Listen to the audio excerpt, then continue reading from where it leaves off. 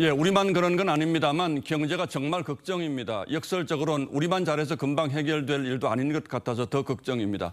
얼마나 심각한 상황인지 오늘은 성태윤 연세대 경제학부 교수께 직접 여쭤봐 드리겠습니다. 자, 교수님 어서 오십시오. 네, 안녕하십니까. 자, 미국은 물가가 상당히 안정돼 있기로 유명한 나라인데 10%가 올랐다는 건 대단한 일이라고 봐야죠. 네, 그렇습니다. 9.1% 예. 정확히는 올랐는데요. 시장의 예측은 대개 한 8.8% 정도 생각했었는데 이보다 훨씬 뛰어넘은 거고요. 1980년대 초반에 매우 높은 인플레이션을 경험한 이래로 가장 높은 물가 상승률이 되겠습니다. 예, 그만큼 심각하다는 뜻인데, 자, 그리고 미국의 현재 기준금리가 1.75%인데 이걸 한꺼번에 1% 올린다는 얘기가 나오고 있어요. 이게 가능한 겁니까? 네, 그 자체는 가능하다고 보시면 될 것 같습니다. 예. 이제 최근 들어서는 물가 상승률 자체가 워낙 높아지고 있기 때문에 대폭적인 금리 인상이 불가피한 것으로 보이고요. 참고로 말씀드리면 이제 코로나 상황에서 미국이 금리를 대거 낮춘 적이 있습니다. 예. 그때 0.25%포인트라는 이제 일반적인 금리 인하폭을 6단계에 해당되는 걸 한 달 사이에 행한 적도 있습니다. 예. 그러니까 반대로 얘기하면 뭐 그 정도 폭도 가능은 하다라고 볼 수 있겠습니다. 일단은 물가 잡는 게 더 중요하다고 보는 거죠, 미국. 그렇죠. 물가 자체가 안정이 안 되면 다른 경제 활동이 어렵기 때문에 일단은 정책에 가장 최우선 순위를 둘 수밖에 없는 상황입니다. 미국이 만약 그렇게 하면 우리도 어제 한국은행이 0.5%포인트 올려서 이제 2.25%가 됐는데 이렇게 되면 2.75% 대 2.25%면 한미 간의 금리 역전 현상이 생기지 않습니까? 이걸 우리 통화당국도 지금 생각하고 있을 텐데 좀 선제적으로 대응을 해야 합니까? 아니면 지켜볼 필요가 있습니다. 아무래도 가능하면 선제적으로 대응하는 것이 좋고요. 예. 다만 이제 최근 들어서 이미 우리나라 금리가 미국에 비해서 역전될 수 있는 상황이라는 것에 대한 우려가 번져 있고 그 부분이 최근에 우리 통화 가치의 큰 하락으로 나타나고 있는 것으로 예. 생각됩니다. 그래서 이제 과거 거의 위기 시기에 나타났던 것과 비슷한 1달러에 1,300원대를 돌파하는 현상이 나타나고 있는 것이 이와 매우 관련이 깊은 것으로 생각됩니다. 예, 이 환율 문제도 지금 심각하죠. 자, 그리고 물가 문제 좀 보겠습니다. 우리는 지난달에 6% 오른 거 굉장히 충격적으로 많이 올랐다고 얘기했는데 미국이 오늘 9% 넘게 오른 거 보면 우리가 선방하고 있다 또 이렇게 볼 수도 있겠는데 이건 어떻게 평가하십니까? 네, 상대적으로 그렇게 볼 수도 있고요. 다만 이제 하나 다른 거는 미국이 그동안의 경기가 상당히 화랑이었고 또 코로나19 상황 이전의 미국 경기는 우리나라에 비해서 훨씬 좋은 상황이었기 때문에 그러한 측면을 고려하면 반드시 우리가 선방하고 있다 이렇게 하기에도 조금 어려운 점이 있는 것은 사실입니다. 미국은 그동안 좋았기 때문에 더 많이 떨어진다 이렇게 네, 볼 수 있습니까? 자, 우리 물가는 더 악화될 가능성이 있습니까? 실제로 지금 상당히 악화될 가능성에 대한 우려가 있다고 보시면 되겠습니다. 우리나라 소비자 물가 상승률도 지난 6월에 6%대를 나타내고 있는데요. 예. 우리나라 중앙은행인 한국은행의 중기 물가 관리 목표가 2%인 걸 감안하면 거의 3배의 수준이라고 할 수 있고요.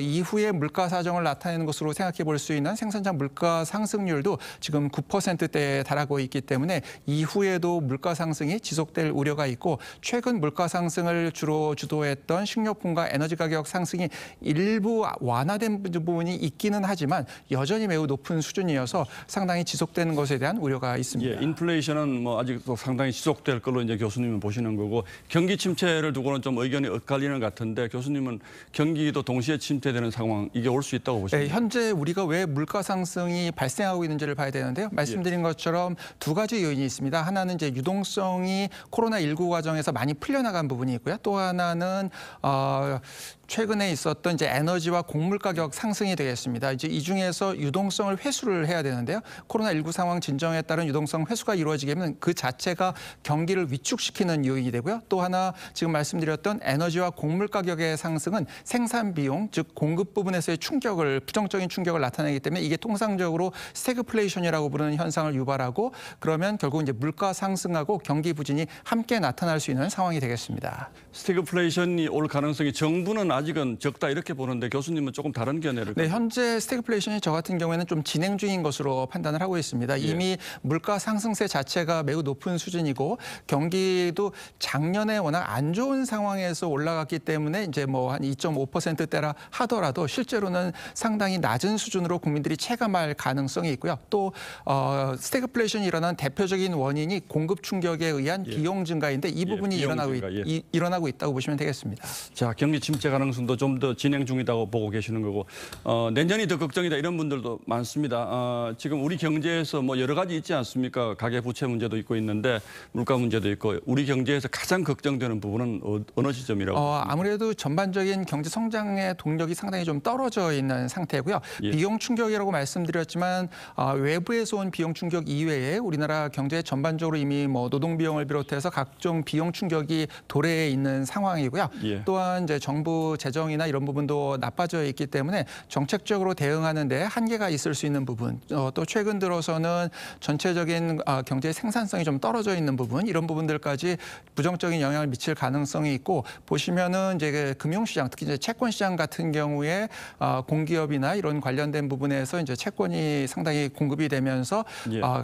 채권 가격이 떨어지는, 특히 이제 신용적으로 취약한 경제 주체가 발행한 채권들의 가격이 떨어지는, 즉 금리가 높아지는 현상이 나타나고 있어서 이런 부분들이 이후에 계속해서 우려가 될 수 있는 것으로 판단됩니다. 자, 그런데 뭐 계속 금리를 올릴 수가 없고요. 긴축은 이제 어느 정도 수준이 되면 마무리가 될 텐데, 그리고 전쟁도 끝나고 코로나도 좀 끝나고 하면 좀 나아질 수 있을 것이다라는 기대도 있습니다만 종합적으로 마무리 좀 해주시면 어떻게 네, 코로나 대비해야 될까요? 상황이 개선되는 건 당연히 도움이 되는 부분이고요. 예. 다만 이제 우크라이나 전쟁 같은 경우에도 끝나면은 도움이 되긴 하지만 이미 우크라이나 전쟁 이전에 글로벌 인플레이션 현상은 발생을 하고 있었고요. 예. 말씀드린 것처럼 그것은 여러 가지 이제 구조적인 이슈랑 관련이 없습니다. 최근 들어서 이제 환경 규제나 이런 부분들이 에너지 가격들을 상당히 끌어올린 부분이 있고, 이런 부분들은 우리가 변화할 수 없는 또 추세인 부분도 있기 때문에 장기적으로 물가 상승 압력에 노출되어 있을 가능성은 높다고 보셔야 될 것 같습니다. 정부도 그렇고 소비자들도 그렇고 이제 장기적으로는 이런 부분을 좀 염두에 두시면서 좀 가계 생활이든 정부 재정이든 좀 관리해 나갈 필요가 있긴 하겠군요. 지금은. 네, 그렇습니다.